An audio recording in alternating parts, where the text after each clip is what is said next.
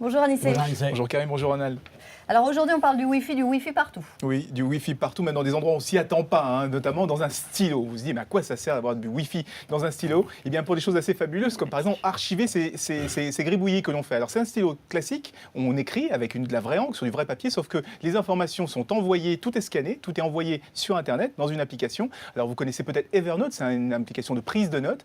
Eh bien, on peut faire des recherches, transformer ces notes manuscrites en notes dactylographiées. On peut aussi les partager, les envoyer, et même quelque chose d'assez fabuleux, ce stylo a un micro, donc on peut enregistrer des notes vocales avec son stylo et tout est stocké sur Internet automatiquement. Donc c'est pratique pour ceux, si vous avez un camarade qui reste à la maison, qui n'a pas pu prendre le cours, on lui envoie automatiquement. J'ai une super idée, c'est pratique aussi pour tricher au bac. On met Oui. quelqu'un à l'extérieur qui écrit à votre place, c'est génial. Je vais refaire dans des l'autre études. sens. Les sous-doués repassent le bac, version moderne. Je vais Faut retourner. pas on va donner de faire- mauvaises idées aux Oh, étudiants, mais Ronald. non, ils sont assez forts pour les trouver tout seuls. On met du Wi-Fi dans les ampoules aussi. Oui, alors du Wi-Fi dans les ampoules, on se dit, mais pourquoi faire? Imaginez-vous, on a des ampoules aujourd'hui qui sont multicolores, on peut régler son intensité, mais sauf qu'on puisse régler cette intensité et cette couleur avec son téléphone portable. On utilise son téléphone portable comme télécommande et on peut changer comme ça, avec des préprogrammations, relax, etc.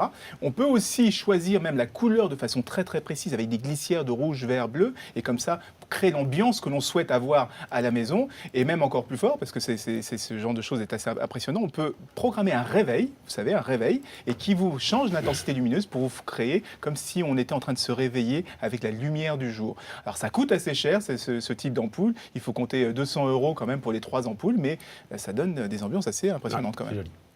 Alors ça va fortement intéresser Ronald, Je l'ai le déjà remarqué, Wi-Fi, là, c'est bon. même dans les masques de ski. J'achète. Oui, oui.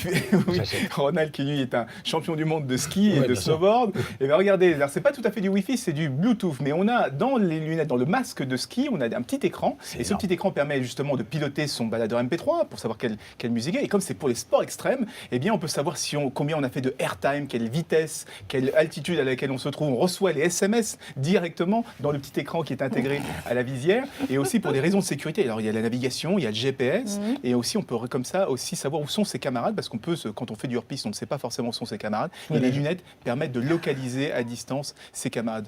600 €, vous achetez? Ronald J'en veux deux, Anissé.